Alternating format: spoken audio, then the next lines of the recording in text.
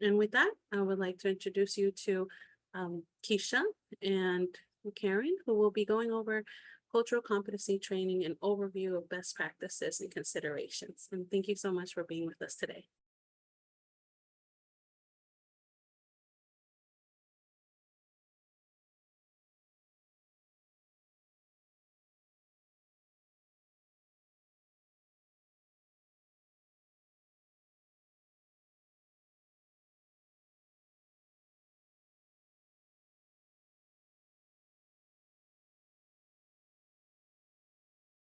Hello, everyone. How did that feel just now? Opening up a webinar with just sign language and no audio. Could you go back in the slide deck one slide, please? Thank you.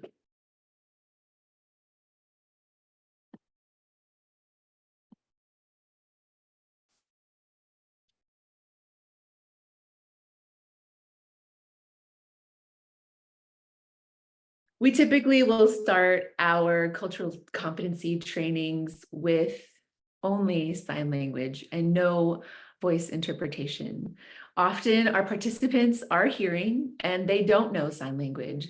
And so often they will interrupt our introduction in sign language and say, hey, we don't hear anything, or they'll be looking at each other in the audience, wondering what's going on. People often feel lost, confused, not quite sure what's happening, feel a little isolated in that webinar. And that is intentional. We do this to show the everyday experiences of deaf, deaf-blind, deaf-disabled, late deafened, and hard of hearing people. We do not have full communication access in any space or environment in our daily life. And so this is a very impactful experience and hopefully gave you a sense of what we deal with every day and the importance of making sure we keep accessibility and inclusivity at top of mind every day. This is what you do with the National Disability Institute. So we want to thank you all for inviting us here today. We're really excited to connect with everyone today. Even though I'm not able to see the participants because your videos are not on, this is our first virtual webinar. Typically, we give this presentation in person, so bear with us. If there's any technical snafus, this is our first time virtually. I want to introduce myself. My name is Karen. I am the Deputy Director with the Mayor's Office. Keisha, I'll turn it over to you. Absolutely. Good afternoon, everyone. Thank you so much for attending our cultural competency training. On today, we are looking forward to a great training with all of you. I, again, am Keisha Gore, Chief of Staff here at the Mayor's Office of Deaf, Deafblind, and Hard of Hearing, and it is a pleasure to be with you. Just to give you my description, I am a Black female with brown skin, hair in a braided ponytail with black and gold earrings, a green and white t-shirt because we on Wednesdays wear our green polos to represent DC government. And I also have on a green and white t-shirt that says we are DC and a black blazer with a gold pin. Thank you so much for all of you being here. We're really looking forward to getting started. Back to you, Karen. Thank you for reminding me, Keisha, for my visual description. I'm a Latina woman with brown hair pulled up in a bun on the top of my head. I have a green polo shirt like Keisha with a gold DC pin representing the DC government. And I have a tan textured blazer, and my background is white. You can see walls, and there's a gray section in the middle of my background. A brief thing about our office. Our office was established 2 years ago. Our 2-year anniversary is actually this month. We're still a very new office, but Keisha says actually today. Karen's saying, yes, but we're able to see changes happening within just this short amount of time. And we're looking forward to what's to come. Our office is here to elevate the civil rights of deaf, deafblind, deaf-disabled, hard of hearing, and late deafened people who work, play, and live in the DC area. Next slide, please.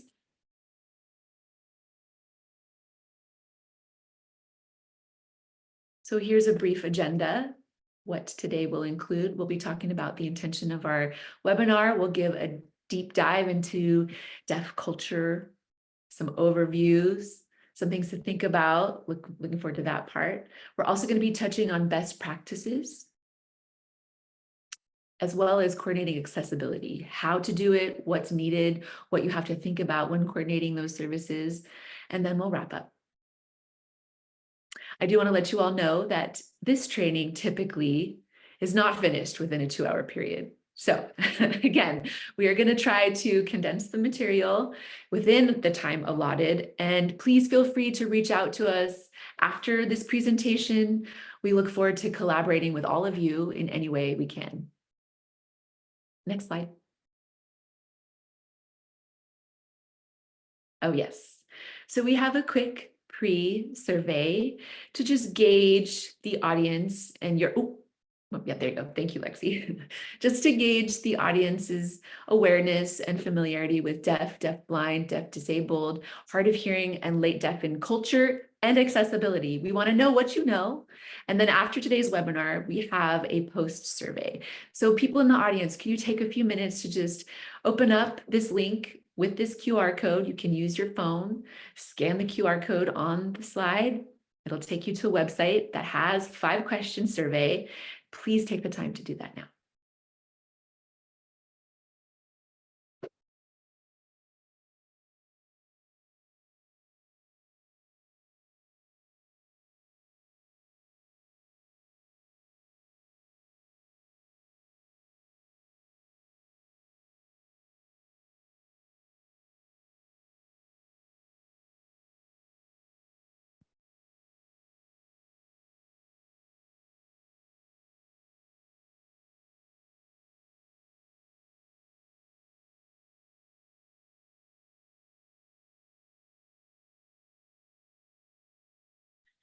I see someone has asked us to put the link in the chat. Sure, I can do that. Just give me one moment.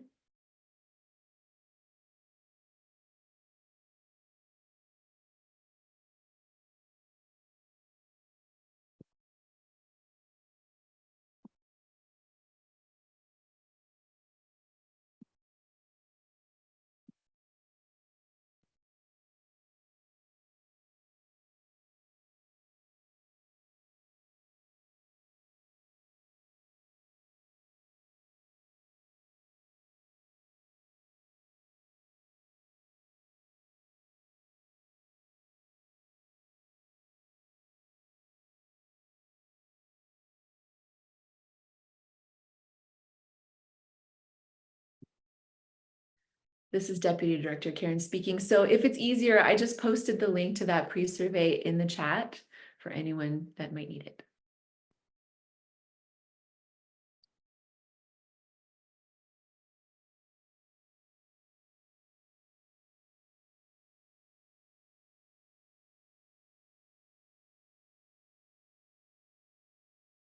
And I'll give about 2 minutes till 2:12, and then we got to get this show on the road.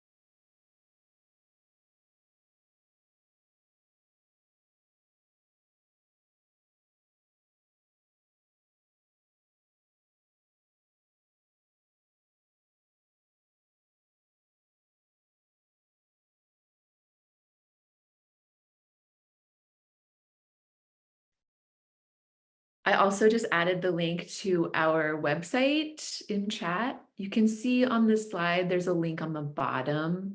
It says communityaffairs.dc.gov/moddhh. That's our website. And so I just went ahead and added that link in the chat as well for you to take a look at.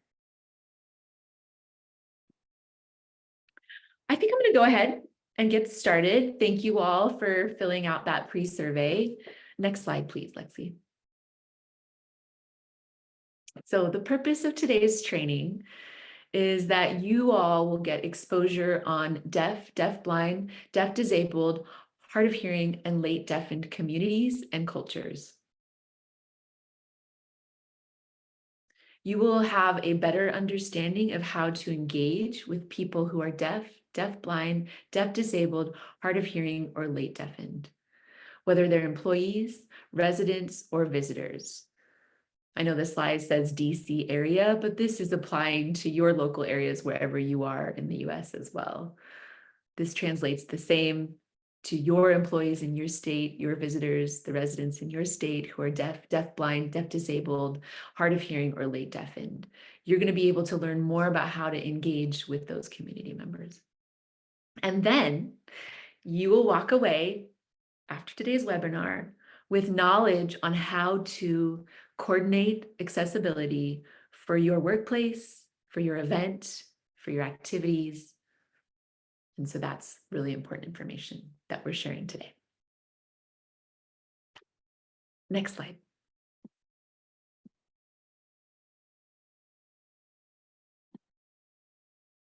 All right, I think that's on me. Thank you again, everyone. So we're going to talk about authority and accessibility. And as you can see, providing accessibility and accommodations is not only a best practice, it is a law. We have an entire ADA, Americans with Disability Act, around providing accommodations to the deaf community at large. And so we just wanted to share with you some of the laws as well as the titles in Section 504 of the Rehabilitation Act of 1973, as well as our district code here. Our mayor thought not only is it enough for the ADA, but to also add a district code that makes sure that all DC government agencies are abiding by the ADA, as well as providing accommodations to those that need it. And so we just wanted to provide that, you know, it's best practice, yes, but it is also a law. Next slide.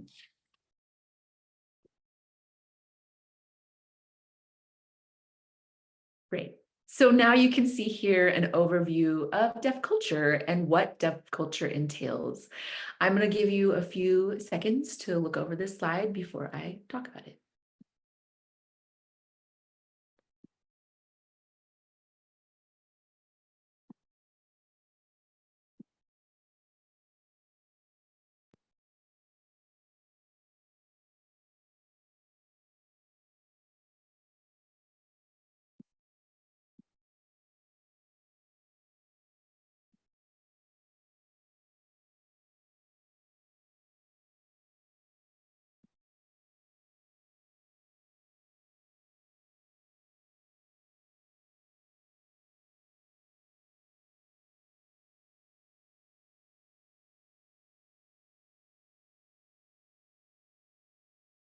All right.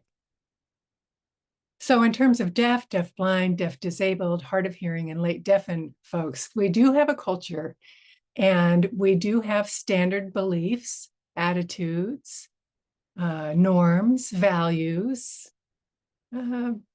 things that arise really from our shared experiences growing up, our shared language use, and that has become the culture. Cultural traditions, art, cultural tendencies, proclivities, each group has that. Next slide, please.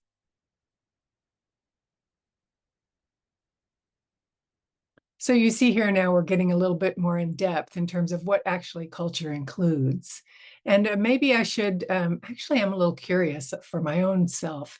Is there anyone here who's deaf, deafblind, deaf disabled, or late deafened, hard of hearing, who would like to, or who works with deaf people in general? Do we have anybody here? Let's see, I'm just going to try and look at the chat, see where we all are.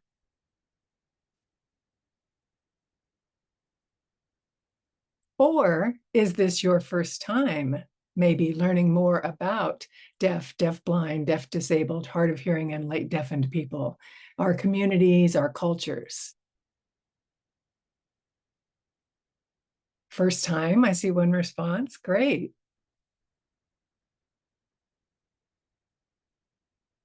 First time. It's nice to hear from you too, because I don't want to feel like I'm talking to myself, right?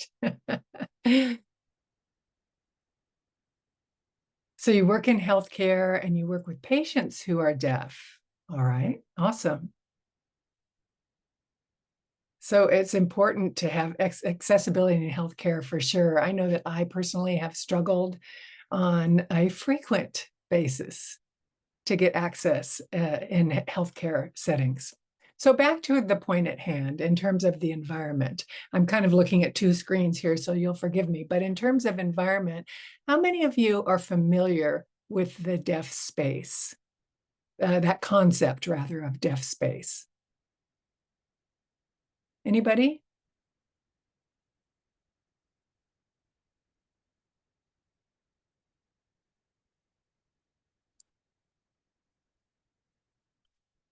Most people who are not familiar with the deaf often have not heard of that term. Just looking at the chat here.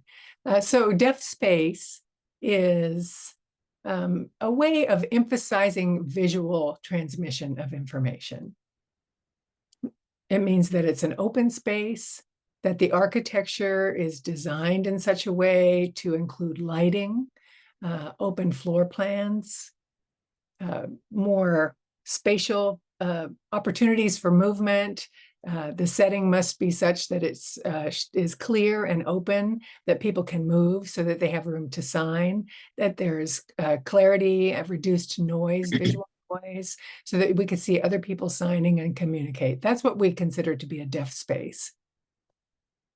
And then for regional language, the second box that we have here on the screen, accents. So there are accents, northern accents, southern accents, west. So each region has its spoken language accent, and that can be the same with ASL. In ASL, we do have regional sign languages. We have international.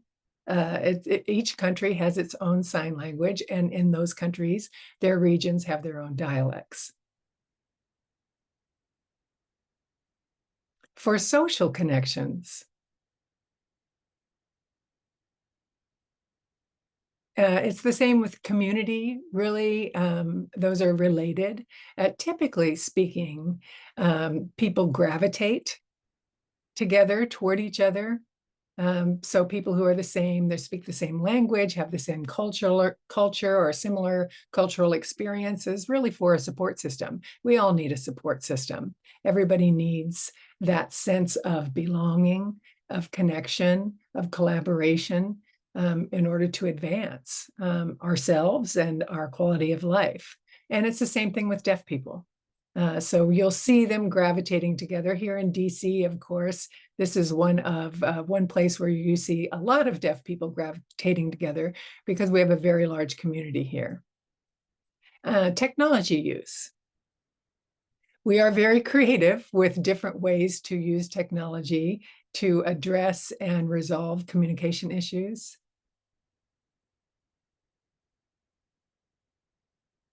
In terms of communication, we do have specific norms and behaviors that might not show up in hearing culture or with hearing people in general. For example, eye contact. We tend to look at each other when we're talking.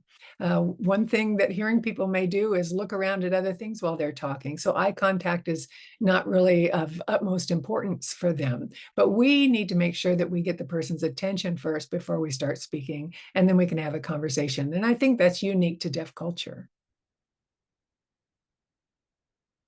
We also are artistic people. We're very creative people. We like to express our experiences through art, such as poetry, painting, storytelling, literature. And now you see more and more deaf authors putting their work out there. One I might mention is called the Monster hands. I'm just going to put that out there. You can check that out. I may drop a link in there too, but it's a deaf author who wrote that book. And so we're excited to see more of that showing up in the space, more art out in the mainstream culture. And last, ways of getting someone's attention. Again, this is related to communication. Can you think of any different ways that we might get a deaf person's attention? Maybe you could type it in the chat, maybe put a comment in the chat. How would you get a deaf person's attention?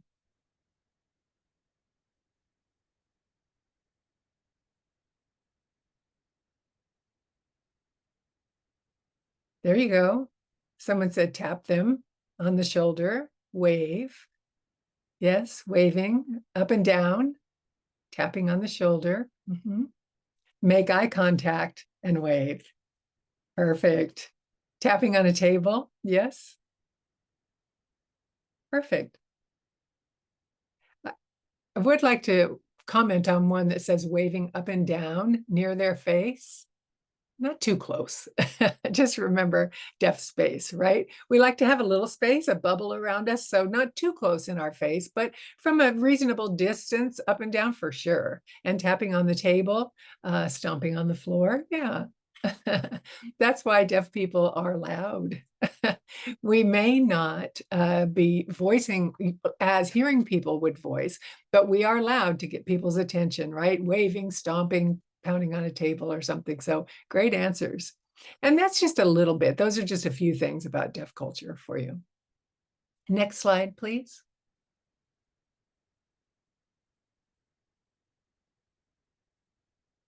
So again, remember that we're talking about communities and social connections, deaf people tending to gravitate together. And in DC, this is the largest concentration of deaf, deaf-blind, deaf-disabled, hard of hearing, and late deafened people. Over 23,000 of us live here. And how many of you are in DC? Or maybe even Maryland, Virginia as well?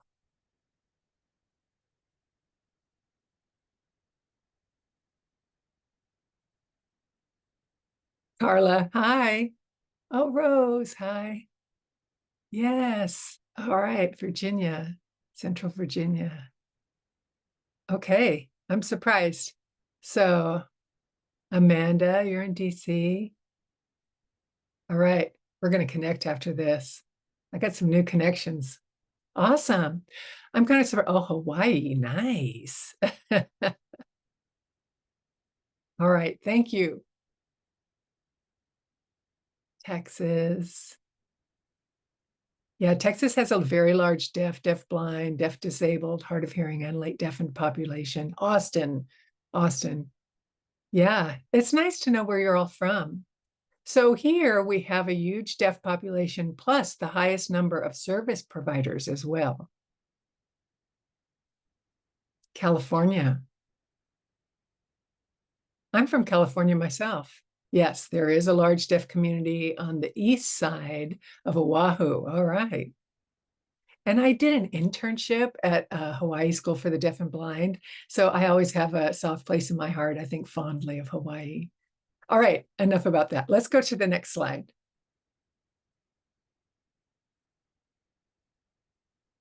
And someone just brought up, or someone just popped up, I thought. Did somebody want to say something?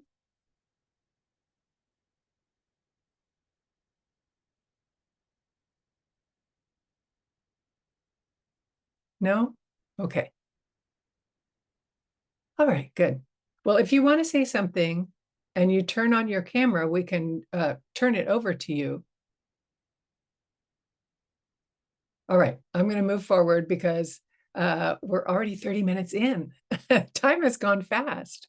Okay, so deaf culture in DC. So because of the large presence that we have here, deaf culture impacts the community here. For example, Gallaudet. Of course, Gallaudet is one of the reasons why many of us are here. We've graduated from Gallaudet and we've stayed here in the community. And are you familiar with Gallaudet? It is the only university in the world designed for deaf, deafblind, deaf disabled, hard of hearing, and late deafened students. Most of the classes are direct instruction, which means taught in sign language, which is really nice. We do not have to have an interpreter in those classes or CART. There's no concern about accessibility. We don't have to bring in those services. Direct instruction is given from the teacher. Thank you for the link there, Lexi. Thank you. You know, I need to catch myself actually and say that in terms of not needing to bring in a service provider, that's not necessarily true. For me, as a deaf person, I don't need a service provider at Gallaudet, but other people who may be deaf-blind or deaf-disabled may need additional services in the classroom, like ASL interpreters. They may need a protactile ASL interpreter, or hard of hearing students may prefer CART. So we do have accessible services there at Gallaudet, but a lot of times, you know, they are familiar with how to meet the needs of the students. So there's Gallaudet. Deaf people go there. They find jobs in DC, and then they stay in the community or filter out to the feeder communities, but they stay near Gallaudet because it's very deaf friendly. We have assigning Starbucks. That is the first store, or the first rather Starbucks in the US that is fully accessible in sign language. There are deaf employees. I can just go into that Starbucks and order directly with the cashier and order my coffee without having to use my phone and type it up, what I want to say, and then show the cashier what I want to order. And we also have Mozzeria here, and which is a deaf-owned, deaf-operated pizzeria. And they have an oven that they brought from Italy. So, and it's delicious, delicious pizza. If you're in town, I would highly recommend that you stop by and to a signing Starbucks or Mozzeria. We have also Chase Bank. And there are deaf employees who work there. So you can get your banking needs met with a place that provides that accessibility. And we also have a strong history of movements and activism from our community and our allies. For example, the Louise B. Miller lawsuit. So the Louise B. Miller was a parent of a deaf child and lived close to Gallaudet, not far, within walking distance from Gallaudet. And, you know, the Gallaudet campus has an elementary school called the Kindle Demonstration Elementary School. And so at that time, this was, I actually don't know how many years ago it was, but at the time where that school was, it was not integrated. And so it was segregated. White and Black students were segregated. And at the time, Kendall did not accept Black deaf students, but they did accept white students, not Black students. And so that mother had to send her son, who was deaf, to a school in Baltimore. And that was about an hour away. So, of course, there was the commute every day when he could have just gone to Kendall, which was a 5-minute walk from his home. So, yeah, of course, it was very frustrating. It wasn't fair. And so the mother complained. She filed a lawsuit or a complaint with the board. She filed a lawsuit. She won the lawsuit. And now, then they accepted her son and other Black deaf students into that program. And so that really set the precedent for Brown versus Board of Education, which, of course, had a huge impact on our community, right? So.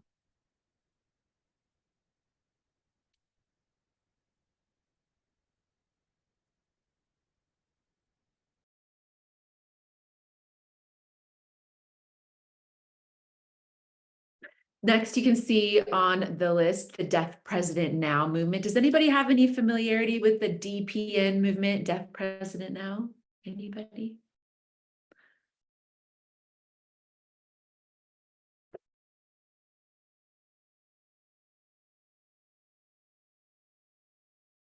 I see no in the chat. All right. Okay, well, I'll explain it. Sonora has. Okay, do you want to make a comment, Sonora, about DPN and what you know about it? It was probably one of the most effective demonstrations by students who really closed down the school. They had the tents, and so all of the things that you're seeing that people are talking about, you know, that was so awful, the deaf students actually decided that when they hired a new president, they were not going to accept a hearing president. So it was really wonderful to see, because that was the beginning of, you're talking about tents. Many of you are not young enough, old enough rather, to really have seen tents. And so because Gallaudet is a beautiful campus, they took it over and would not allow anything. So they did get a deaf president. And he was a wonderful man. But originally, and the same thing is with the student going to Baltimore, the hearing, the case that you described, the law. Well, that it was very involved, and it took a number of years. So it was not before Brown of the Brown case, but it was part of the whole civil rights movement. And so I have lived long enough to see it when it was totally segregated, before some of the wonderful facilities were there, and to watch it grow.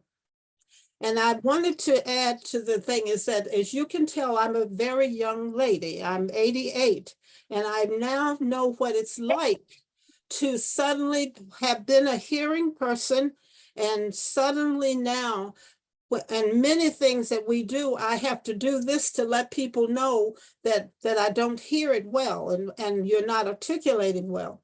But it's just not me, it's others too. And so when we're talking about this group, I want us not to talk about persons as if they were not in the field, but those of us who are providers, as we get older, we are simply, we become a patient too.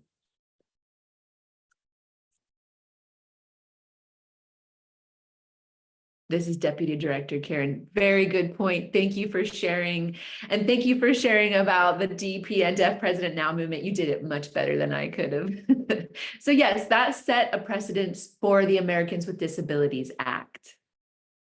So yes, it was a wonderful movement that we made happen together. Deaf, deafblind, hearing, hard of hearing, late deafened, hearing, all of us work together for making sure basic civil rights are continued. Next slide, please.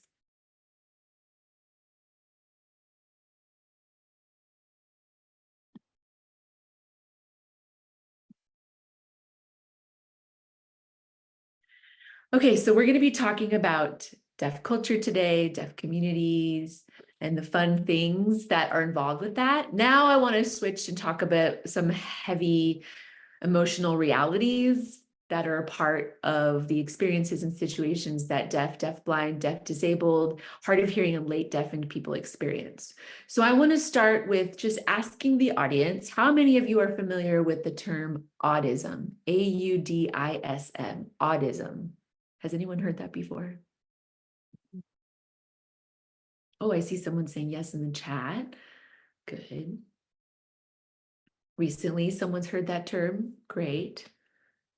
You learned about it when you worked with GIEI. Great. Great. I'm really excited that there's this response. Thank you. This term is on the same concept of racism, ageism, genderism isn't a word, is that? That's not a word. Any sort of disparity that you might see out there, this is also plays into that. Autism is a part of that. Yep, sexism, thank you, Keisha. Yes, you're right. I couldn't think of the word. So all the different isms that are out there that people experience every day, you can now add autism to the list. That's something that people experience every day in our community. It's an attitude and a discrimination a negative view of those who don't act in, sorry, I got distracted in the chat, for those people that don't act like hearing people. So a negative attitude towards people that can't hear, who can't talk. They're often treated less than their hearing counterparts or those that can speak clearly, like hearing people, like normal hearing people, if you will. People that can function like hearing people. Those individuals are looked up as normal. Those that can't hear at all, who can't speak at all, are typically marginalized or discriminated against or looked down upon. So that's the concept of autism. Lexi, could you click on the language deprivation link that you see? I want to show the audience a short video about language deprivation. Oh, and I see someone, Sonora in the chat, said older folks are often marginalized, and that is indeed true. Yeah, ageism, Keisha says. Right, Deputy Director Karen says, yes, ageism for sure. So we can relate on different identities that we have. For example, I myself am a woman. I experience sexism. I am not white, so I experience racism. I'm deaf, so I experience autism. And so I'm sure you all can relate to that intersectionality of identities. We're going to show the video. Thank you.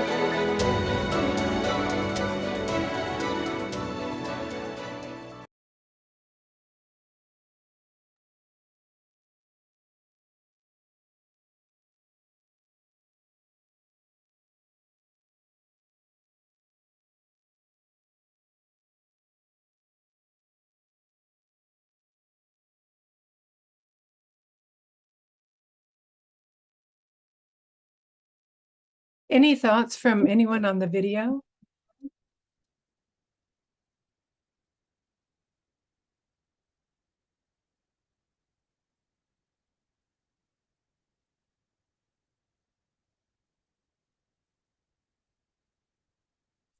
Very enlightening, yes. Very powerful way to describe this. So the term language deprivation then is not only, it doesn't just apply to deaf, deafblind, hard of hearing, deaf disabled, and late deafened. It can apply to anyone who does not have full access to language, who doesn't have full access to language from birth to 5. This is really the age range we're talking about. That's a critical period of language acquisition where the brain, as you saw in the video, the brain forms those neural connections in order to learn language and understand language. That time period, if there is not full access, it will impact the rest of a person's life. And so for deaf babies, often they do experience language deprivation due to misinformation from various people in the beginning of their life.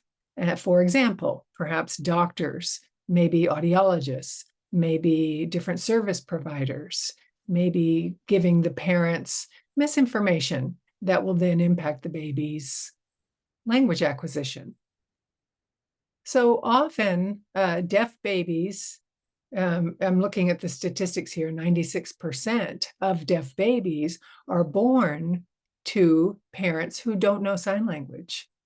And often that misinformation may sound like, oh, don't use sign language at home because that's going to impact their speech development, their speech and listening skills.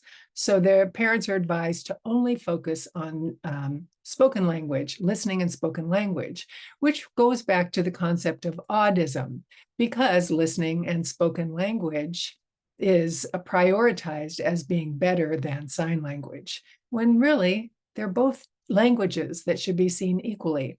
That's one example of misinformation that might be provided to parents. And the parents don't sign at home then, which leads to language deprivation.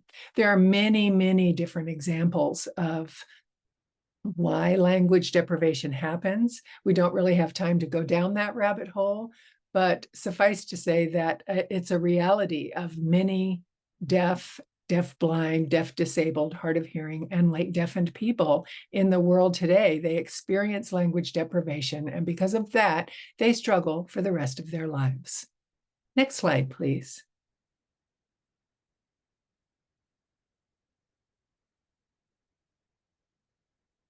Gwen is saying, talking about information, including the push for kids to get cochlear implants as, a mode of learning, as opposed to learning sign language, rather. To me, that's audism. Yeah, what you've said there. And so it's misinformation if you push a cochlear implant without sign language.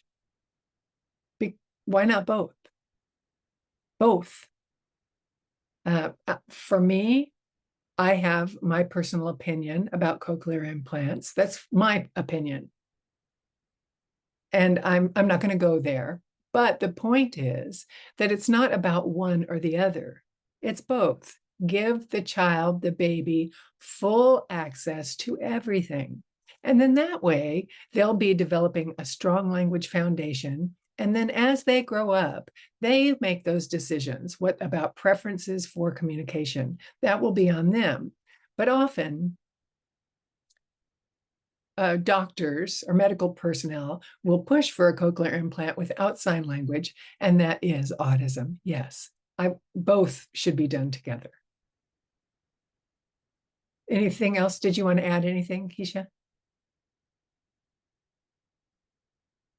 I wholeheartedly agree with you, Karen. I think both are something that should be offered because cochlear implants at the beginning, sometimes it doesn't work. It doesn't work for the child. And so that's very frustrating for the child. But if they also had sign language as a foundation, they could communicate that way until whatever technical issues are worked out with the cochlear implant. So I firmly agree with you. That's true.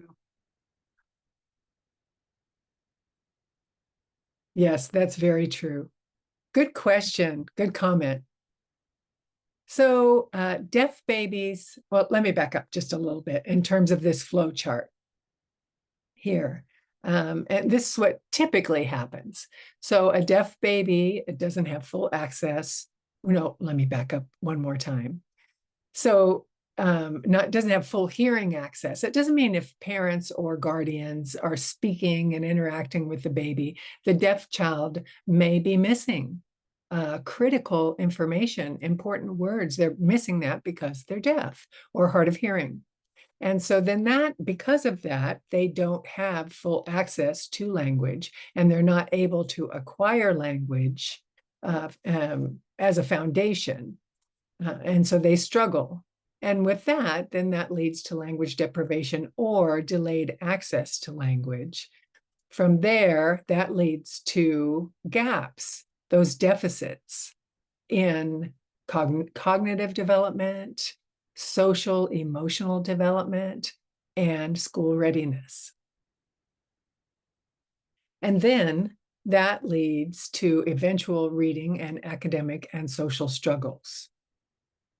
So there are a lot of consequences: unemployment, not being able to enter college, not being involved with civic participation, not becoming an active member of society because of the struggles that they have due to language deprivation.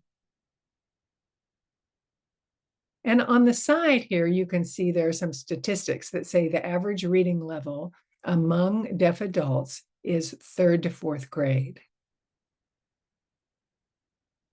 And then the National Deaf Center has some statistics that say, this is from 2017, 51% of deaf people in the DC area who are DC residents are employed, 51% compared to 76% of hearing residents. So there's a disparity there. And that is another reason why our office was established, was to have the Office of Deaf and Hard of Hearing to address those disparities, to advocate and educate, to encourage a better quality of life for our deaf community members. Next slide, please. Thank you, Karen. That was a great overview. Thank you so much. So now let's move into how can we dispel some of those attitudes and those disparities.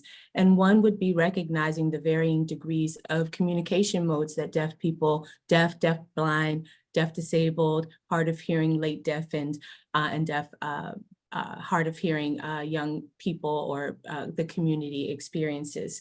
And so we want to make sure that when we are engaging with the community, that we make sure that we understand that everyone has their own communication need and that there are varying degrees to that. So you can imagine a hard of hearing person may prefer CART. Well, as a deafblind person, they will use protactile interpreting, which is still ASL. It's just a different method that is used there. And so we always want to make sure that we recognize that the deaf community is not a monolith. Everyone has their own communication need. And so the best way to make sure that we are inclusive is to ask the individual, what do they need? How do they communicate? What do they prefer? Instead of us assuming that, oh, well, we'll just get an ASL interpreter and that's going to cover it for everyone. No, we can't do that. And we have to recognize, again, that they aren't a monolith and that asking the individual is the best practice. We can move on to the next slide. So as you can see on this slide, we have all of the sign languages there, and we know that American Sign Language is not universal. That's why it's called American Sign Language, because it is only used here in America. So if you go to London or if you go to some places in Africa, they use different sign language than we do here. And so that's when we will use the use of a certified deaf interpreter or a DI, a deaf interpreter that will come in to do the code switching or also to gesture the information to someone who actually lives here. And then you also have, like Karen said, we have Gallaudet University. So we have deaf people who come from all over the world, and their first language may be Spanish or their first language may be another language. And so we have bi and trilingual interpreters that can contribute and facilitate the communication access for those individuals. Again, sign language is not universal. We get that question all the time. Oh, can I go somewhere and use the same sign language that we use here in America over in Asia or somewhere else? And the answer is no. So that is why, again, we go back to making sure we ask those communication needs of our deaf, deafblind, hard of hearing, late deafened, and deaf disabled individuals. We can move to the next slide. Thank you.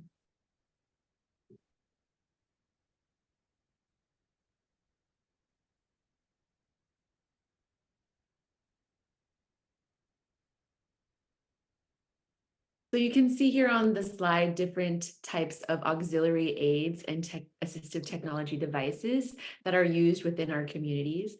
Again, like Keisha just mentioned, everyone has their own preferences. Everyone knows what works best for their own needs. So it's really important to be aware of different sign languages that are out there, different assistive technologies that are out there so that you can meet a variety of needs within the community. The first row on the slide are technologies that we see used quite frequently. We have CART, closed caption services, video phone or VP, video relay service or video relay interpreter. We have Ubi Duos. That's probably not as something that's as familiar to people. Is anyone here familiar with the technology Ubi Duos?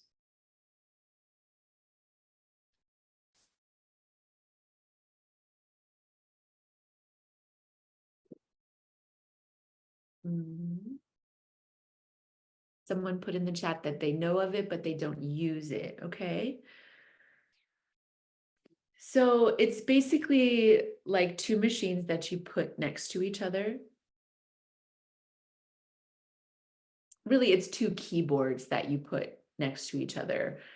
And they have a screen that's very, very small that's connected to both of them. And so I am able to then type, and my words that I type out will show up on the other person's screen. They're able to read what I'm typing, and then they can type a response to me, and I can read what they've typed out to me. It's kind of like a TTY, sort of, if you all are familiar with the TTY technology of the past. But Ubi Duos is more, there's no telephone involved in that equation. It's something that happens in person, in physical proximity, where you're able to type to each other.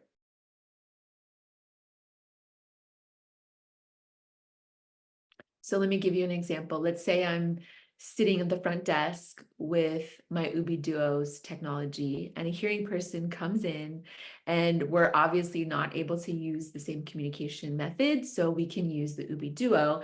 I'm able to type out, "Hi, how are you?" They can read that, and then they can type out a response as to why they're there. That's one example of using that technology. Or let's say there's a person who's hard of hearing that doesn't know ASL, they can use this technology to communicate. The second row on this slide, this is something that I see less often, but is still important to know and be aware of, that because they are used in the community. I've seen the hard of hearing and late deafened community using the induction loops pretty often. That's pretty popular.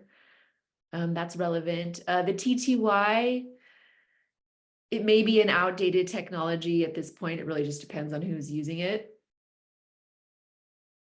Do we have time for this? No, I'm not going to do it. Okay, so this is a brief summary of auxiliary aids and assistive technologies. I suggest you all get familiar with these and figure out what works best for your office or your agency or you personally, because there's a lot of resources out there that you can take advantage of so that you are able to have effective communication access every day. Next slide.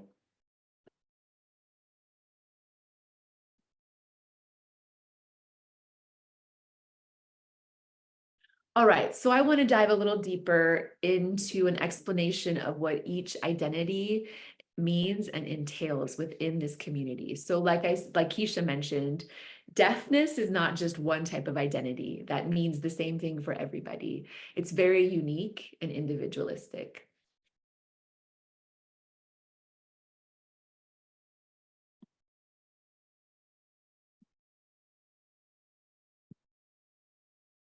So within the deaf community, we have different uses of the word deaf, D-E-A-F. I don't know if you all have seen this yourselves in your own experience, but sometimes you'll see a lowercase d deaf and sometimes a capital D deaf. Have you all seen this? Do you know the difference between the two? I mean, the answer is already on the slide, but did you know that before you saw this? Have you noticed the difference denotation? The difference is denoted in a capital D versus a lower D def.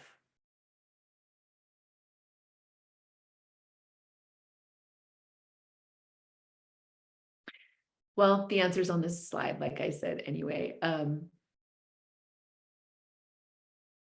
Oh, someone asked a good question in the chat. Lexi said she's not quite sure if it's capital D, deaf, lowercase b, blind, or capital D, deaf, and uppercase B, blind.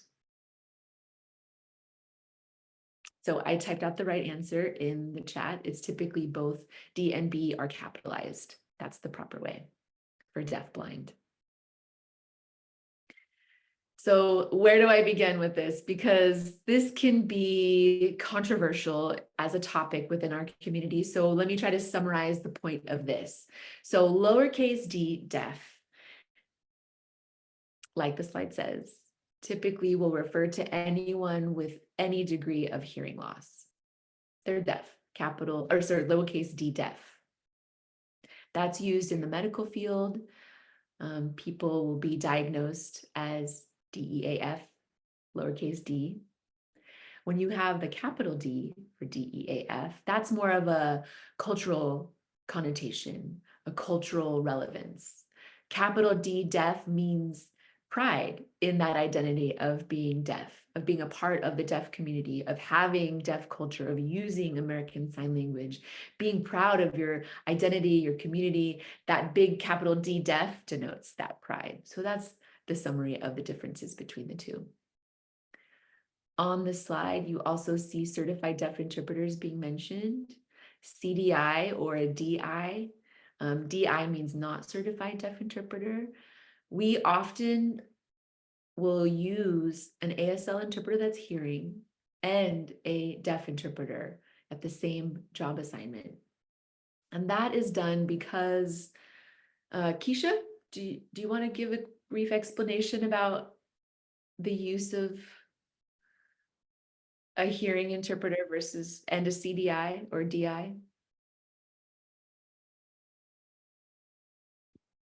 And Keisha, your microphone is on. Muted. Sorry about that.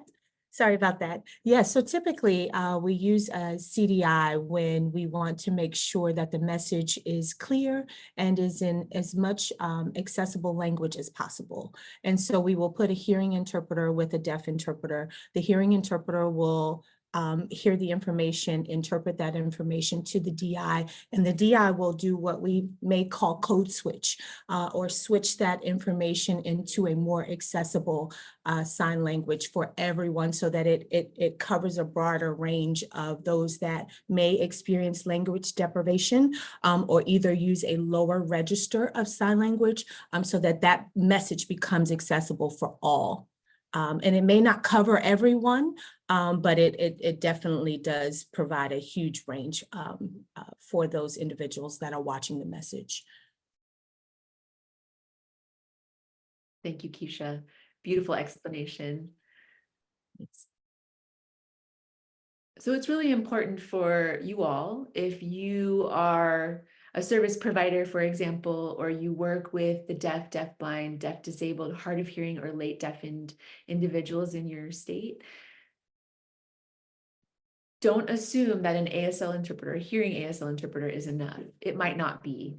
Maybe the deaf client doesn't understand that particular ASL interpreter and needs to have, like Keisha mentioned, an interpreter that's able to code switch more effectively and is able to translate that message that's happening, the intent of what's happening in ASL to a deaf person that is able to fully access that message. Deaf interpreters are typically native to their language, and so they're able to convey it more completely. Keisha? Sure. Dr. Maya Drummond in the chat is asking, is the deaf interpreter using ASL or Black ASL usually? Did you want to answer that, Karen, or would you prefer me to answer? Go ahead, okay. Keisha. Sure. So a deaf interpreter is using ASL. It may be a stronger ASL, and a hearing interpreter may be using Pidgin Sign Language or either straight English word order sign language that may not be accessible for all deaf people. Black ASL is a whole nother sign language. As we're learning now, we have people that are out there that are doing research on Black Sign Language and where that stemmed from and why it was created. But no, the deaf interpreter is not using Black ASL. Unless they are in a situation where someone requests that and they have that expertise in Black ASL. Did that cover it, Dr. Maya?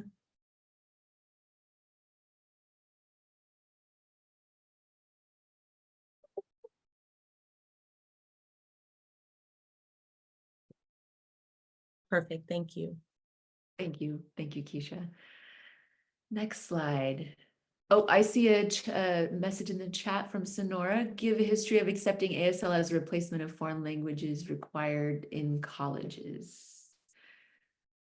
Yes, I think that now ASL is being offered in schools, K through 12 schools and colleges, and I think it's becoming much more common. The last time I checked, I believe it was the third most popular foreign language course in the country, third most popular. So yes. Sonora, do you want to add anything to that message?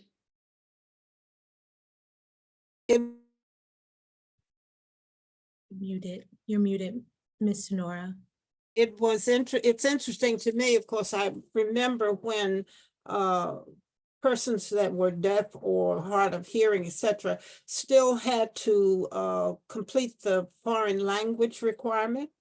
And so again, this is another example of the population fighting to make sure that they're well respected. And so to substitute the foreign language requirements with ASL took a lot of fighting. So it wasn't just easy to do. Many universities did not want to do it. And so, of course, this population has had really good lawyers. I want you to know that the history of this population and lawyers is really great. If I can add, Karen, is that also the fight was that to even recognize that ASL was a full-fledged language. There was so many misconceptions and myths that sign language was not a language. It was just people moving their hands. And we know that is just not the case. And it has its own grammar, its own syntax, it has its own lexicon, it has everything that every other spoken language has that deems it a language. And so that fight was first before we can even talk about it being offered as a foreign language in schools and even on college level.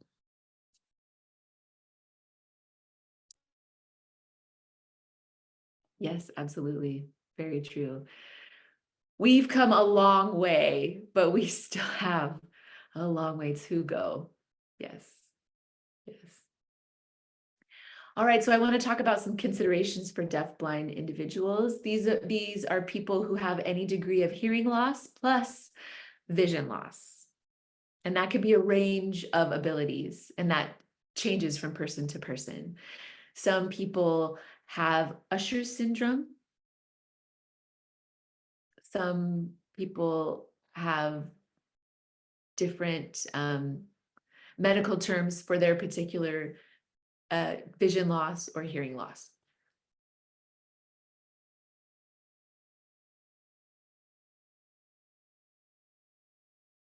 So the needs for deaf-blind individuals and their communication needs are often different than just a deaf person.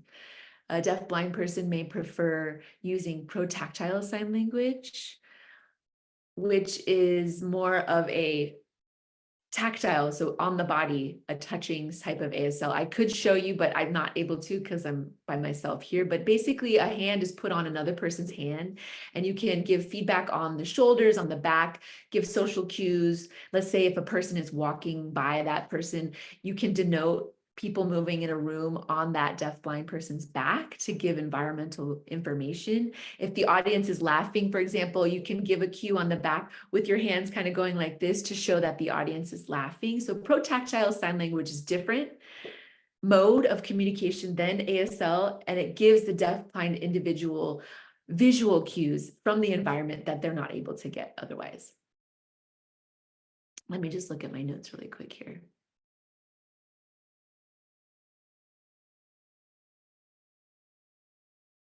Deafblind individuals have more accessibility considerations. They're listed here, but I'm trying to find particularly salient ones.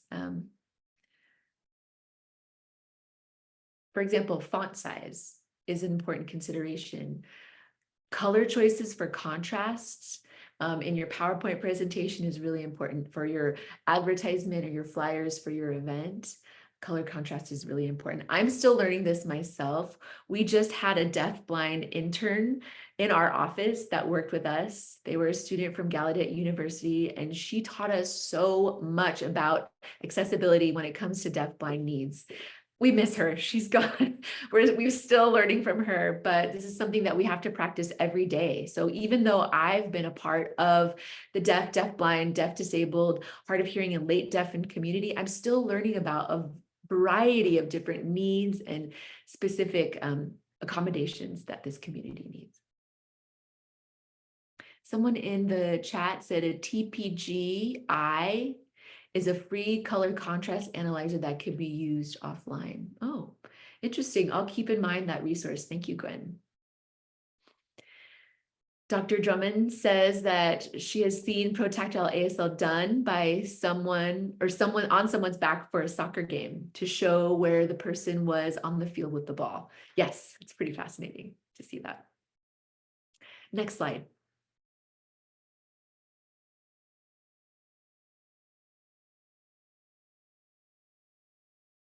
As you know, today, technology is exploded and it's always changing. So it's important to make sure that technology use is accessible to everyone. When it comes to deafblind users, you need to have large print. And when you post something on social media, it's important to add an image description. For example, like in the beginning, Keisha and I did a visual description today during the beginning of the webinar. That is an example of accessibility. That can be done on your posts on social media as well. Give an image description of what you're posting to provide that information if a deafblind person is not able to visually access that. Alt text is another way to provide access. It just gives extra description of what's happening. So an image description is basically describing what a flyer looks like. Alt text will also include the verbiage, the text that's on that flyer, to be able to give access to all the information that's there. Next slide, please.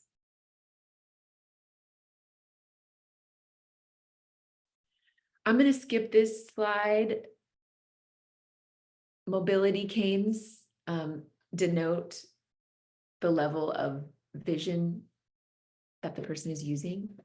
Excuse the interpreter, the level of vision loss that the person has. So the color cane that they use denotes their level of vision loss. Next slide.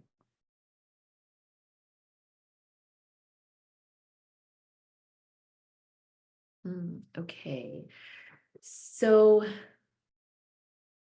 the next two slides are similar. So I'm going to just show the first one. This says one of two slides, but the two slides are actually the same. It's a typo on our part. My apologies. Let me talk about what's on this slide. When it comes to deaf disabled community members, this is referring to a person who is deaf, who has hearing loss, and has one or multiple disabilities that are separate from being deaf or having a hearing loss. So they could be, for example, someone that's deaf and a person with autism, or it could be a person that's deaf and has an intellectual disability, or a person who is deaf and has anxiety, for example. You know, there's multiple disabilities happening at once, typically.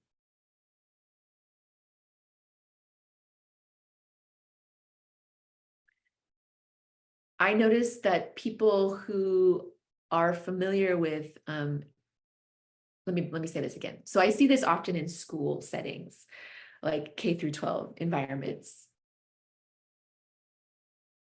Let's say a service provider or a teacher or an adult will see a person that's deaf, and maybe they have other disabilities like autism. The teacher or the service provider will think that that experience of that person with deafness and other disabilities just is the experience of a deaf person. They're not able to recognize that there's other disabilities happening as well. Deafness is often at the forefront, and those other disabilities are not recognized.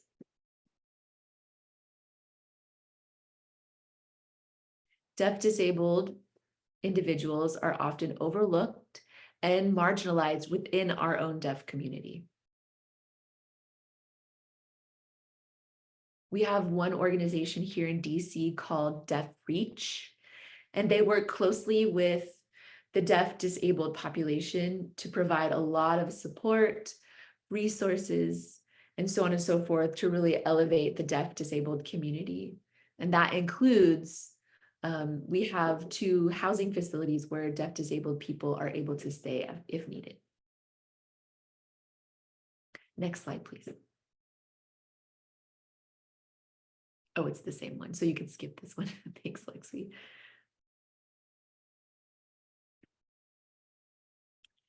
Now, some considerations for hard of hearing individuals. This could be someone who has some or a lot of hearing, but they are not able to hear as well as a hearing person. We refer to them as hard of hearing.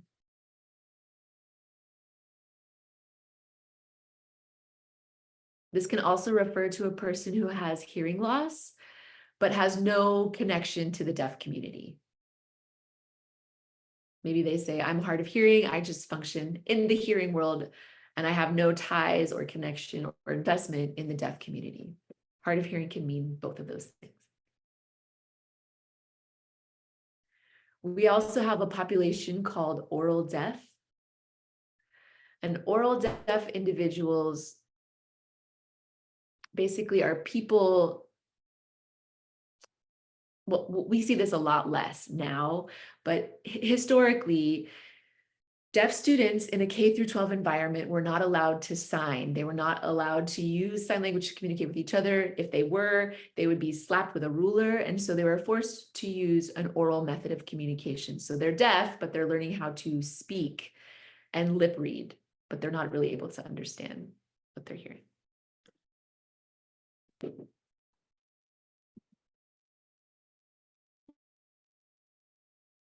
So for the hard of hearing population, they typically use CART or captions, transcripts for full inclusion.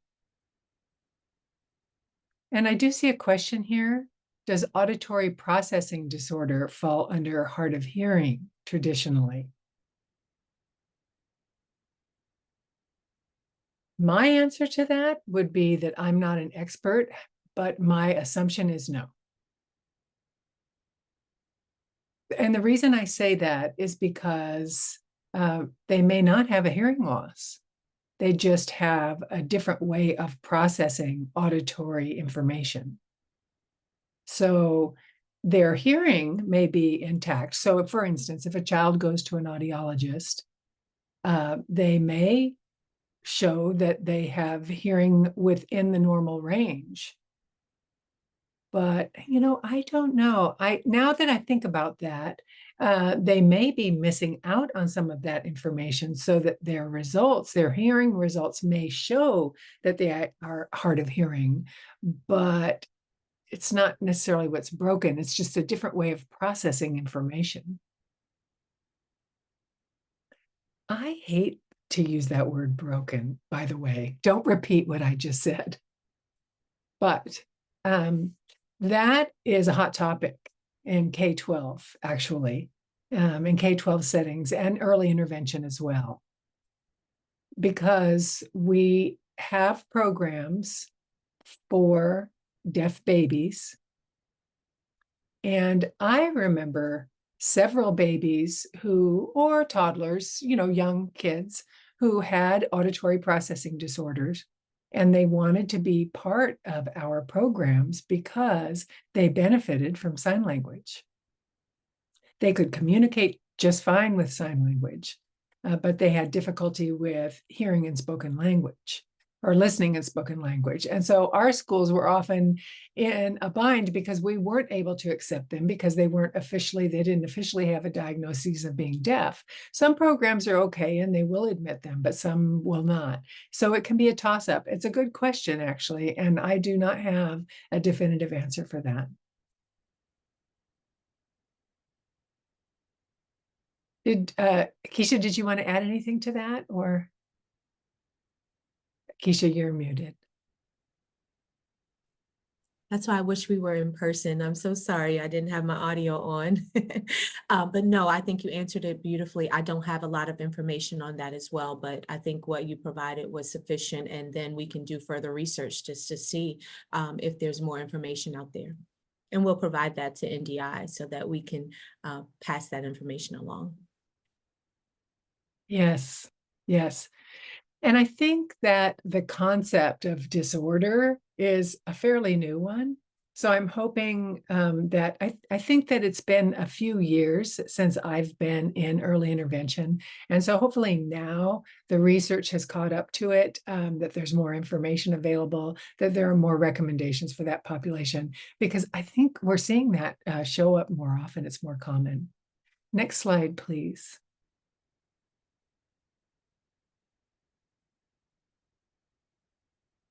Late deafened.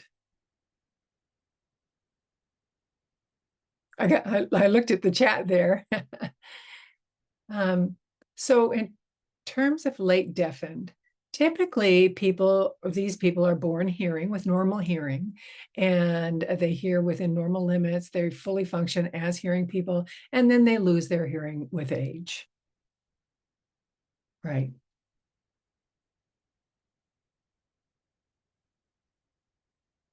And this talks about different situations where a person might lose their hearing if, for example, they're involved in the military, in war, or in an accident that impacted their hearing, loud music that caused hearing loss.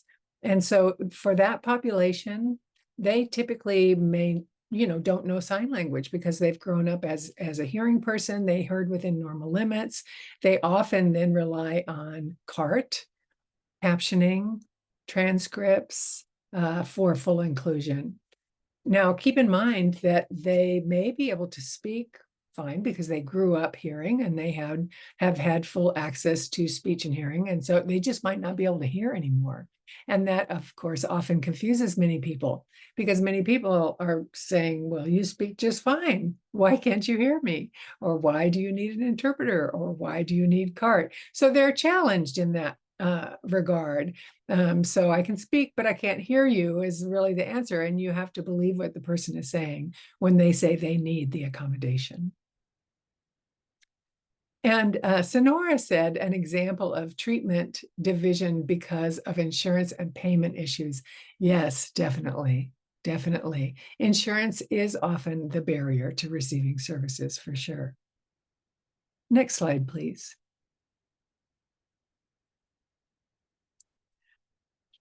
Okay, so this slide addresses harmful terminology that we prefer that you do not call us. A common one that we see very often is hearing impaired.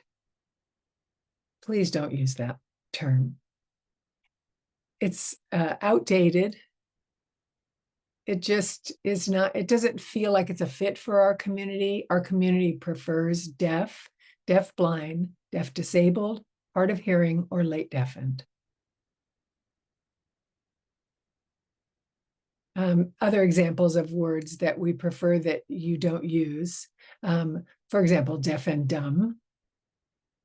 And, I see, well, actually, I think today we see more, what would I say, political correctness today, for lack of a better term. But I was watching an old show, and if in those shows, you often see, oh, you think I'm deaf and dumb? That'll be a line in the script. You know, a hearing person on the show will say, oh, you think I'm deaf and dumb?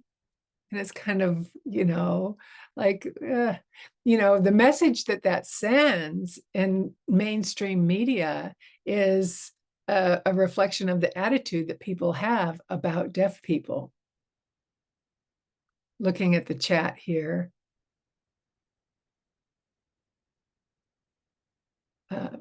Just going back, scrolling back to this comment, Dr. Drummond is asking, Keisha, do you want to answer that, or are you typing something to her? I was going to type, yeah. I was going to type, but I can voice it. I was just going to say, thank you for the question, Dr. Drummond. Still applies to what Karen said, that they are deaf and they use ASL. So it doesn't have to be an ASL speaker or ASL user. They are deaf and their communication mode is ASL. So we don't, as hearing people, we don't say, oh, he's an English speaker, unless we're in a room with people who speak all different languages. Then maybe we will identify and say that that person uses English, but we don't identify ourselves as English speakers. And so we would do the same with the deaf community, that they are deaf and they use ASL. Right, right. Beautiful. Thank you, Keisha. Sure. And then Joanne said, it's difficult to know if you are using the right terminology. What's a good way to keep up to date? It seems to keep changing. Yes, this is true. And I understand where you're coming from. I don't necessarily have an answer. Keisha, maybe you have the answer. Keisha has the answer.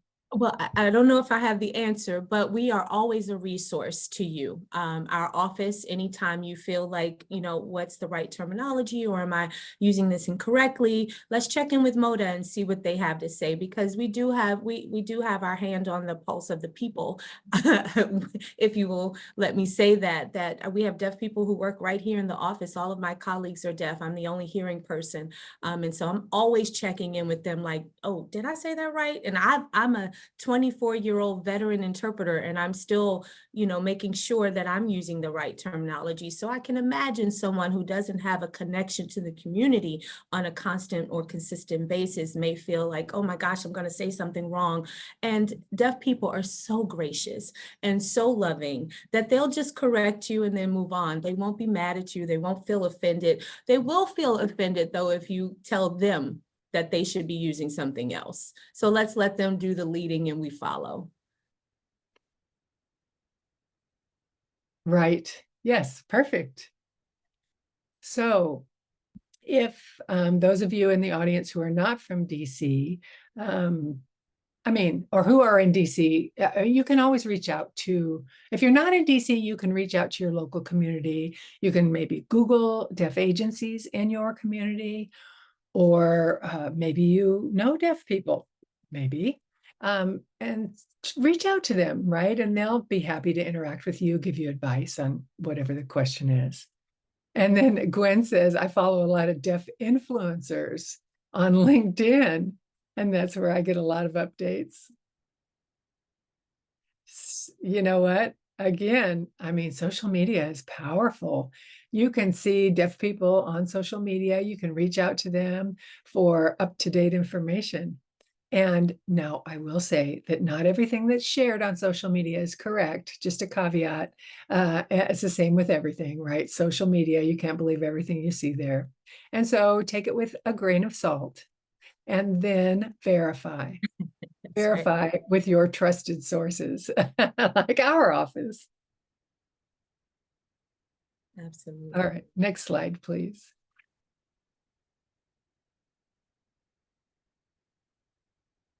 Keisha, Oh, this is me? yours. Is this me? Oh, hey, great, great, great. So this is part of one of my favorite things to talk about is effective communication, and working with effective communication professionals that engage with this community. Obviously, you're going to make eye contact. Karen mentioned that in the beginning, that's the difference between hearing. We can look all around and I'm still listening to my mother argue with me, or you know, in any setting, I don't have to be completely focused on the speaker.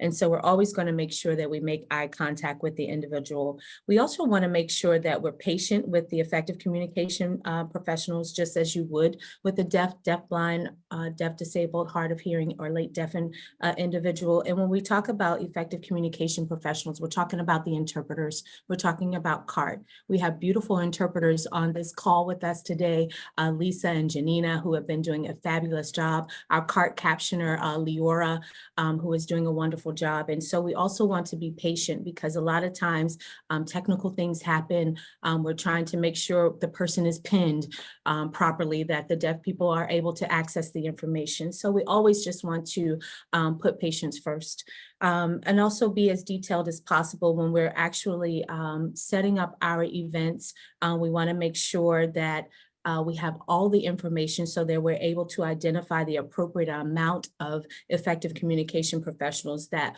will effectively and smoothly help facilitate the communication for your event or meeting or workshop or conference. We can go to the next slide.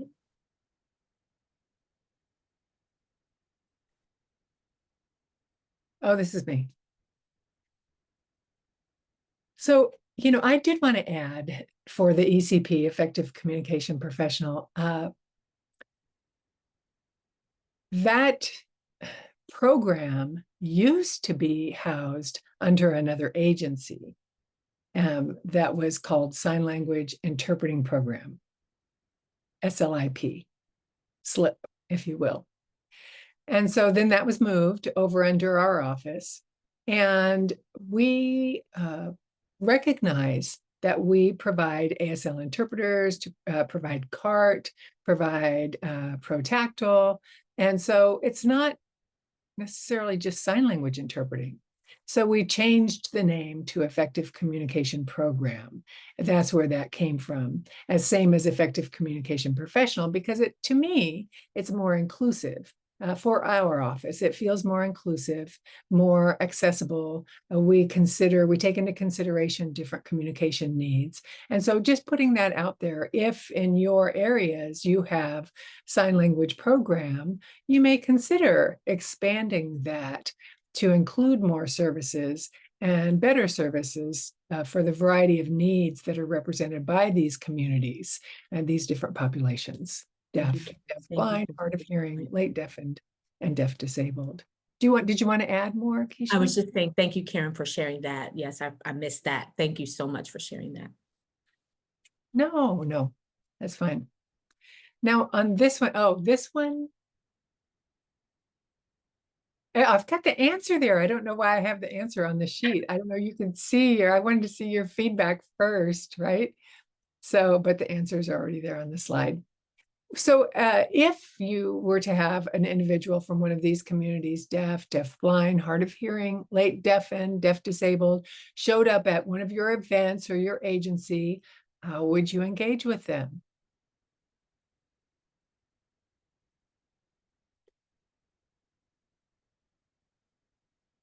There you go. So you can see the answers are there on the slide. So you would greet the person. And I can't tell you how many times, let's say I walk in to a place, a person will come over and ask me for something. And then I'm like, hey, I'm deaf. I kind of signal that I'm deaf, that I can't hear them. And that other person will become scared, like jump away and leave.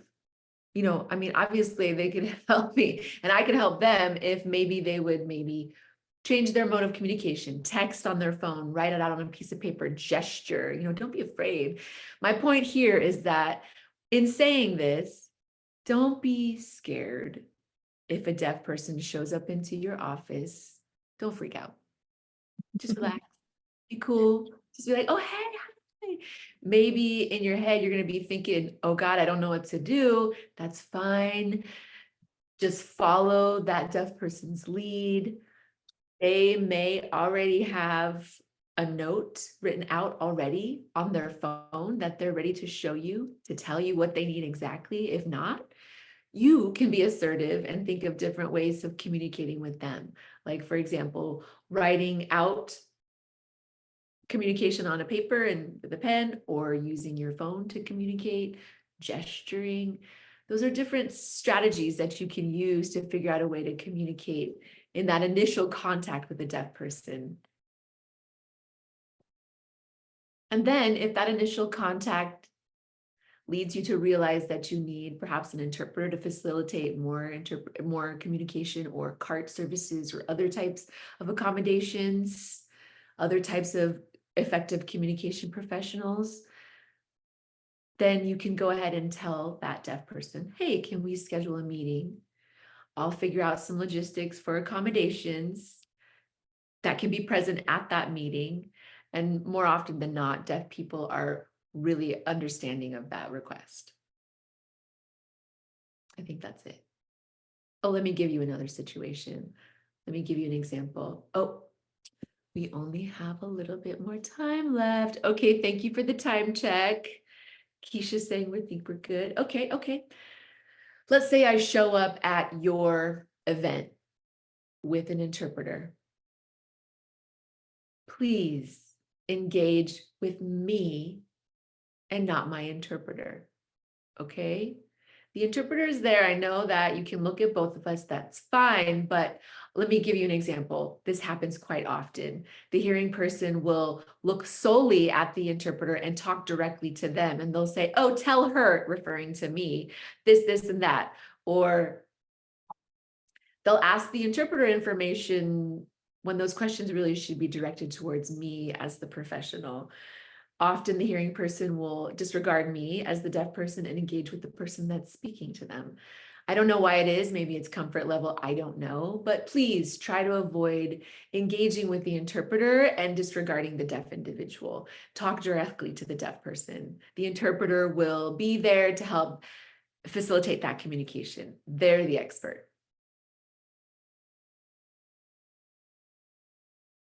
I see a question in the chat that says, are there any good apps or assistive technology to facilitate communication as well? Does Google Translate work for ASL? No. Let's see, for Google Translate, no.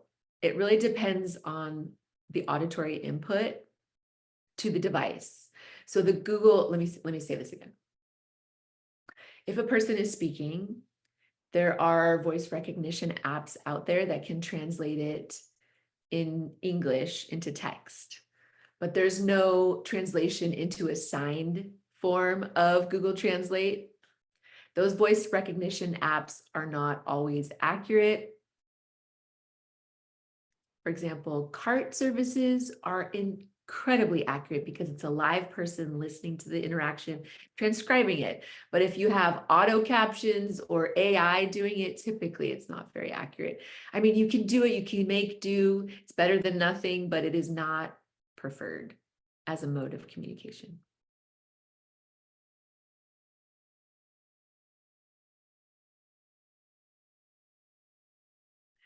Gwen's comment is making me laugh. She says, I think it's because we are raised to look at who's speaking because it denotes manners. Okay, but I'm the one who's speaking, but in sign language. I am the one. It's me, my words. The other person, the interpreter, is just interpreting what I am expressing. So I am actually the one that is speaking. But I think that then goes back to, unfortunately, autism and relying on sound, and that takes precedence in the environment. The person who's talking should get the attention, but no, that's not true in this situation. I'm the one expressing myself, but it's in sign language. Thank you for that comment though, Gwen. Right, exactly. Thank you for that as that follow-up comment, Gwen. Gwen says, right, that's the problem with not recognizing ASL as a viable language. Absolutely. The change is you all helping us change the attitudes and perspectives on our community members and our language that we use. Next slide, please.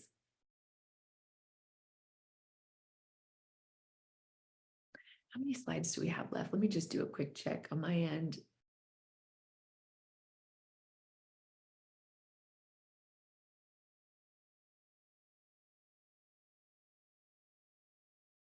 Okay, I think I'm gonna go through this very quickly. Keisha's saying about 7 or 8 slides left. I really want to get to the checklist. So let me just talk about this slide very quickly. So there is sort of some tips for common courtesy. Please don't ask if we can read your lips, because that places the burden of communication on me as the deaf person. And often reading lips typically only gives you about 30% of what's actually being said. It's not an effective or reliable way of communicating. We'd rather use other ways to communicate instead of like, hey, can you just read my lips? That puts the work on the deaf person to make sure the communication access is happening. Oh, Keisha? I think we're all adults on this, and this is one example I always use. I'm sorry, I'm not going to sign. I'm sorry. This is one example I always use with adults when I'm talking about this, is as far as lip reading, is that the way 6 and sex looks on my lips looks the exact same. So if someone came up to Karen and said, I want 6, and she thought they said, I want sex, you can see how she may misread that. So we want to be careful with asking people about lip reading. That's just to make a little impact on how it can be miscommunicated and how it can quickly go wrong. Right, right. Good point, Keisha. We don't want to create any misunderstandings like that. Facial expressions. Deaf people are very expressive. It's part of our language. It's part of expressing ourselves. Often hearing people may misunderstand our facial expressions and thinking that we're mad or emotional, or maybe have a negative interpretation of our facial expressions. It's just the way we are. It's just us expressing ourselves. The next block, I've already talked about attention getting techniques. Next one, deaf, blind, hard of hearing, deaf, disabled, late deafened people want to connect with you. And that goes back to, don't be afraid to engage with us. Be creative in the ways that you can communicate with us. Be open to different ways of connecting. Say hi, say how are you? Just simple things go a very long way. The second row talks about the video phone, video relay service, and regular phone numbers. This is more related to if you have a deaf employee, for example. I know some of you are small business owners and perhaps are hiring deaf, blind, deaf, disabled, hard of hearing, or late deafened employees. I hope you are. Give you a tip on that. Because we can't hear as employees, we don't use the phone the same way that you do. Hearing people have a text number and a phone number that's the same number, right? That makes sense. In hearing culture, you use the same number for calling someone and texting someone. In deaf culture, we have 2 different numbers. One is text, which will go directly to our cell phone. And then we have a second phone number that goes through a video relay service. They give us a unique phone number for our device that hearing people can use to call us. The reason why I'm saying this is because often people in DC government, hearing people, will call me using my work phone number. Unfortunately, I can't hear the phone call. They have to use the video phone number that's unique to my device that connects to a video relay service interpreter. So I often have to remind my hearing counterparts, hey, you have to use a different phone number if you want to connect with me directly. I see a question in the chat about virtual meetings. I have a slide about that if we have time to talk about it. And then I see another question about accessibility requests. Put in your accessibility requests. It's important to make sure that you have accessible events, meetings, activities, anything that you put on should be accessible. So put those requests in for effective communication professionals to be present at your event, so your event can be accessible to the wider community. All right, Gwen, let me answer your question. Let me just read through it. It says, I have a question. I train a lot of working professionals on general disability etiquette. I usually do not require cameras to be on, but I invite people to turn on their cameras when they are speaking to help those who are deaf, hard of hearing, so that they can read facial expressions, etc. I won't use the term read lips anymore. Thank you. Good question, Gwen. And good comment. For deaf people during the time of COVID, there was a lot of virtual meetings that happened, and still to this day, they persist. So yes, I agree. We like for the person who is speaking or signing to have their camera on. Yes, it gives access to more information, the visual, the facial expression. If the camera is off, often people have a hard time connecting. They have a hard time following the conversation. So when cameras are on, it feels more of a connection to the speaker or the signer. Another funny thing about deaf and hearing people on virtual meeting platforms is that I notice that deaf people will typically, make sure that they're in their frame, right? Fully, there's nothing cut off. They can see their hands, they can see their upper torso. The lighting is good. There's no visual distractions, any visual noise. Hearing people, on the other hand, they'll be sitting like this. Look at this. You can't even see their whole face. I mean, why? I just can't believe it when I see that. I'm just like, okay, if you look at deaf people in meetings versus the hearing participants in meetings, it's quite different. You look the next time you're in a meeting. Anyways, I think that's funny. Next slide, please.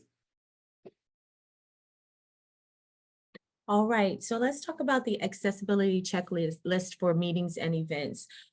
Obviously, when we receive requests here, we need as much information as possible. We need the agency, we need the point of contact. We also need to make sure that with that point of contact that they are the person that's going to actually be at the event and that they have a working phone number or email so that we can contact them in case anything goes wrong. The next thing we have there is making sure a lot of times what we see happen, even in DC government, is that we are not included in the planning stages. We're an afterthought rather than a forethought. And so what we've been asking people along with this training is just when you have your date and your location and your planning and you have your committee to invite us in so that we are aware of every stage leading up to that event and that we can actually provide feedback as to where the best place the interpreter might stand or where your deaf participants should be. And so just keeping in mind that it would be nice to be at the table at the beginning of the planning stages. Also making sure in your space, whenever you are planning your event, workshop, conference, even virtually, that you, not virtual, not as it relates to this, but identify a designated space for those that are deaf, deafblind, deaf disabled, hard of hearing and late deafened, and having reserved signage, making sure that they are close to the interpreter, that they have a great line of sight to the interpreter. A lot of times we've seen some pretty creative scenarios where the interpreter is on stage and the deaf people are all the way in the back. And so it just wasn't thought through all the way. And so that's why we're asking to be at the table at the beginning of your planning. Also identifying staff or volunteers who are trained to interact. So those of you who are on this call, and Karen has just talked about how you would interact with a deaf person if they show up to your event, and putting those people on the forefront there when they're engaging with the constituents or residents or participants, and then they're able to guide them to their designated space. The next thing is coordinating a run-through. We just recently started attending some walkthroughs and run-throughs with agencies that have been extremely helpful with preparing where the deaf person is going to sit and where the interpreters are going to be, what kind of lighting is there, is that background going to be distracting? So we're able to gather all of that information from the walkthrough of the actual location or event venue, so that we are able to better assist and provide the best experience for those that are participating in the event. Did I miss anything, Karen? Anything else to add there? And just to reiterate, making sure that when you are requesting for accommodation, that you include as much information as possible. There is never a thing as too much information. Your run of show, your agenda, your meeting materials, your meeting minutes, and that goes for all effective communication professionals. Leora, who is our captioner, asked earlier, is there a script, or, do you have the names of the people? Oh, there are 2 Karens on the call. So she's very aware that, those names are going to come up consistently. So having that knowledge already before it starts helps her provide a better experience for those who are accessing CART. And the same with the interpreter, knowing who Karen Keon is and knowing who Keisha is. And we had one of our interpreters do the walkthrough with us on yesterday to go through the slides so that they can prep. And that just aids and elevates the experience for the deaf participants. And I cannot stress that enough. If you are planning something, please bring your professionals in at the beginning. Bring your vendors in at the beginning of the planning stage. Next slide.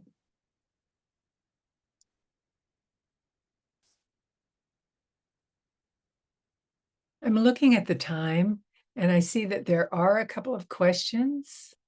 So let's see.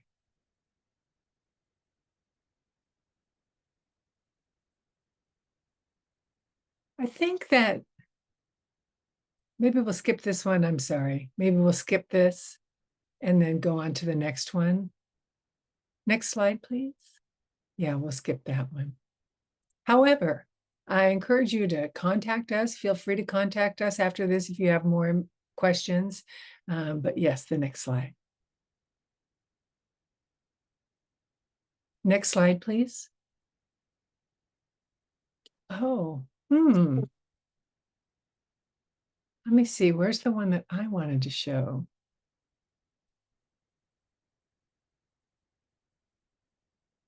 Do you want that one or the next one, Keisha? I wanted to show the evaluation form. I think it's next. I think it's after. Oh, next? Okay, let's try one more slide, Lexi. Hold on there. Oh, you know what? This is different. I think you've got a different PowerPoint. Maybe go back a little bit to the arrow. Yeah, the slide with the arrow graphic. This is just really quick. This is a procedure, a flow chart rather, that all of you can copy, or you can create something on your own for your offices, other offices that you work with. It's nice to have a clear visual sort of structure of how the process goes so that everyone's on the same page with putting in a request, etc. Can we add that, or Keisha, do you want to add the one I'm talking about? No, I think we're okay. It's just the flow chart on how you request that accommodations for your events, and it's pretty self-explanatory. Just filling out the request form and then making sure you include all the information there. So we can go to the next slide. Oh. Yeah.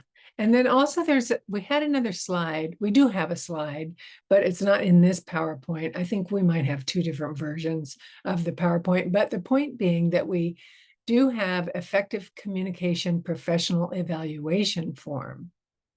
And the reason we have that is because it's important that we emphasize quality services. So we developed an evaluation form for either the service, let me restate that, the agency that's requesting, or the deaf, deafblind, deaf disabled, hard of hearing, or late deafened individual or individuals to participate in that request. The people who experienced the services, both groups can fill out this form to provide their feedback. And it's just one way that we can use to help improve the services that we provide on the daily. Keisha, did you want to add to that? I know. No, I think that is very important, just to emphasize that everyone should really, that is one of our best practices, is making sure we send out that survey so that we collect the feedback, because that's the only way we can make the DC as accessible as possible is by providing or getting or collecting that feedback from the community so that we can elevate the experience for them. And so I definitely emphasize making sure you have an evaluation form for your participants. And I think the next slide that we have on the screen is just the solution. Oh, let's go back one more. I just want to add one more thing. Sorry about that. We know we want to close the gap. We know there's gaps all over the place, say racial gaps, gender gaps. We want to work together to close the accessibility gap. And we do that with your help. And thank you so much for taking this course. And under cost savings, I always say providing access is more cost effective than a lawsuit. I think paying for it up front rather than having to pay millions at the end, you will see a cost savings there. So we always want to make sure we are making sure that we keep in mind that it is mandated, it is legally mandated to provide accommodations when requested. And so we thank you so much for being inclusive and providing accessibility. And we want to make sure we close that gap for diversity, equity, inclusion, and accessibility. Yes. And if I can, before we turn it over, if I can just say thank you to the interpreters, Lisa and Janina, as well as our card captioner. I can't thank you enough. You guys were awesome. Thank you so much.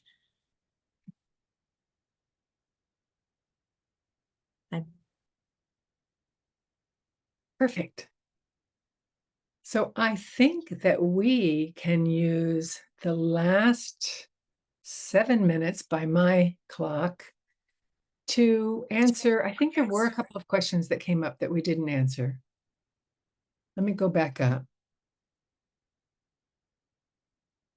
Maybe we should do the post survey as well. Yes, we can fit both of those in there.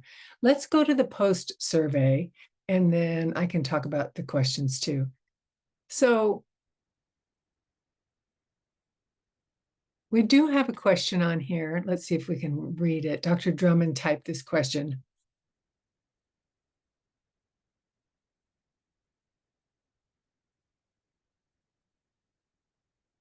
So with a presenter plus a deaf and hearing interpreter at an event, how should they all be positioned towards each other and the audience? Is there a diagram of this for later use? Also, if you're comfortable disclosing how much should each communication professional be paid, are there equitable standards for this? Are they typically paid hour or event? As an event organizer, what needs to be communicated to communication professionals to set up environmentally in advance to ensure their success? So that is a loaded question, a good one. Keisha, I'm thinking. I think I can tackle the deaf and hearing team, the deaf interpreter and hearing interpreter team. If we are going, and it's always going to depend on the venue. It's always going to depend on what kind of event it is. So if it is in an auditorium and you have an audience, you're going to position the deaf person on stage as close to the speaker as possible. And then you are going to have your hearing interpreter either on the floor with a complete open line of sight for that deaf interpreter to access the information. We have been in spaces in theaters where it doesn't always work as well because obviously house lights go down and you can't see. So you always want to have a spotlight or some kind of ring light that will light up your hearing interpreter so that the deaf person can access the hearing interpreter. But again, it's going to just depend on the venue, the space, what kind of or the type of event it's going to be. And so we're happy to, if you have something coming up very soon, we're happy to join you and give you some feedback on that team and where they should be positioned. There were so many questions. I can't remember them all. Was there another question? Yes, there's another question in here about this is going back to Dr. Drummond's question. And I want to add, this is where, to Keisha's comments, this is where the ADA coordinators for the event or a person in a similar kind of role comes in handy. Because hopefully that person is knowledgeable and has some expertise regarding what works best in different situations, different setups, and that they can be of some help. Maybe the office or the agency can make sure that the event goes smoothly. So an ADA coordinator can help in that. And there was another question. This is from Joanne that says, my whole office plus most of the work ecosystem is not accessible, and they're not sure even where to begin, and so they don't even try. Is there some sort of playbook or guide to help us do that? So both of those questions give me and my office ideas that we can develop some sort of resources for you. So I do appreciate the questions from both of you, because it helps me to recognize that there are some more gaps in terms of a playbook or a guide. Off the top of my head, I'm thinking that maybe the National Association of the Deaf, NAD, sometimes they have kind of outlines, guiding principles, different scenarios, that you can use, and then some different companies have in place. I'm trying to think of anything else, like a playbook or a guide. We're going to work on that. I was going to say that may be something that our office works on next. One of our projects is developing a playbook that we can get published and put out there so people have something to go by. Well, that's a very great question. Very great question. One of the other ones I saw was related to how much should each communication professional be paid? And that's always going to vary. I've seen as low as 35. I've seen as much as 200. And it's just going to depend on their certification, their level of education, their level of experience.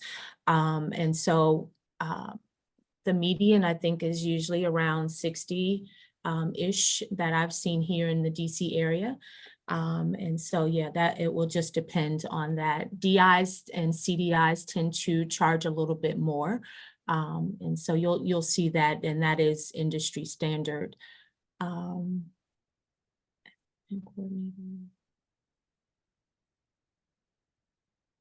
I also want to add National Deaf Center, NDC, on post-secondary outcomes. That is really a good resource for post-secondary settings, like colleges. If any of you are part of a college program that serves deaf, deafblind, hard of hearing, deaf disabled, and late deafened, NDC is terrific with their resources. And even if they're not available, if you find that they're not available, you can reach out to their organization and they will work with you to provide resources. They're very good. But for companies, for industry, that now that I think of it, that might be something that we need to develop. So that's it, 4 o'clock. I've got to stop talking. I want to thank NDI. I want to thank the interpreters. I want to thank all of the audience for your engagement with us. It's been fantastic today. Even though this was a virtual webinar, I still felt a connection with the audience because you participated, added your comments, invested your time. So please reach out to us if we can help you with anything. We look forward to connecting. Thank Yes, you so share much. her comments. Thank you so much, Karen and Keisha. This was wonderful. Thank you. Thank you. It was our pleasure. We'll be in touch. Thank you all. Bye. Take care, everyone. Bye-bye.